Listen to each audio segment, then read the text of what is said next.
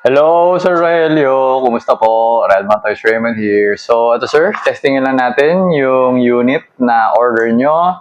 The KJ Works KP07 Airsoft Gas Blowback Pistol. Okay, so in a real firearm, this is the 1911 MEU. Okay, so ayan sir, rubber yung grip niya. Rubberized, no? Okay. So, 1911, single stack. Tapos, dual powered. Pwede rin siyang CO2. Okay, so, yung kasama niya magazine is a green gas magazine. Okay, pero meron din tayo CO2 mag if ever na kailangan nyo. Alright? So, nilagyan ko na ng gas sa kabala. So, testingin natin FPS, blowback, then accuracy. Okay?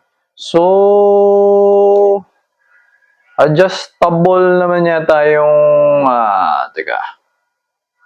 Adjustable ba? Oh, may mga screw no? So, adjustable naman siya. Pero, tetestingin pa rin natin yung accuracy niya just to check kung out of the box, okay na ba siya o kailangan pa natin siya adjustin. Okay.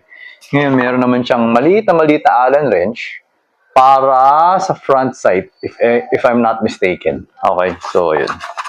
Alright. So, always remember to keep your trigger finger out until the time you're going to pull the trigger. Make sure that the muzzle is always pointed at the safe direction. Okay?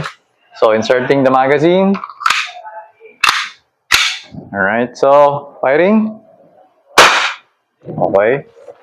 357.7. Usual, the blowback is okay, same. 343.2. Actually, yung mga KJ Works, heavy duty siya kasi dual powered siya, no? So, pagka green gas yung ginagamit mo like yung mga 12, medyo malamya yung blowback niya. Kaya, pwede mo siya gamitin ng 14 or CO2 para maging mas solid yung blowback. Okay, so ayan, 337.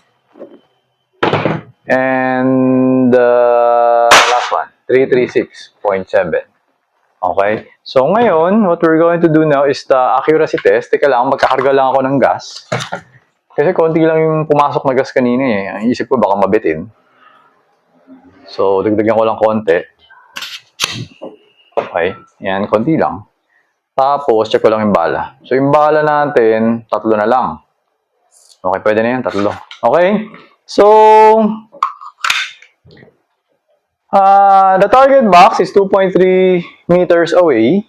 Then, the target size is the size of a 20 peso coin. Okay, kasi naubusan na ako ng mga 2 inches. So, ang bibigay ko sa iyo is the target on the bottom. Tapos, fourth from the right. Or, the first one, actually kasi yung space, the first one on the left na lang. Kasi bibigyan ko kayo ng picture. Kasi yung pinaka-left, wala pang bilog. So, yung sa second ako naglagay. So, parang 4 lang yung bilog doon sa lowest part eh. Okay. So, yung bibigay ko sa inyo is yung the fourth from the right. Okay. So, yun yung para dito. Alright. So, dyan. Check natin. Accuracy. Okay. Dead center. Actually, parang 1 BB above the dead center.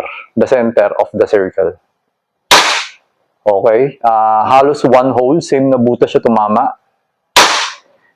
Same na butas ulit. So basically, pag sinend ko sa yung picture na to para makikita mo isa lang yung butas. Just 1 BB above the center of the 20 peso coin.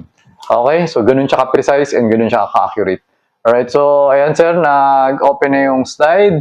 Removing the magazine, wala nang bala. Okay? So, hammer down. Alright, so Sir Rogelio, okay na tong unit mo. So, ipapako na siya and then, ipapadala ko na siya sa inyo. Okay? So, ayun sir, thank you for your order. Until next transaction po, always remember to stay safe, stay great, be good, and be thankful always. God bless po sir. Bye-bye.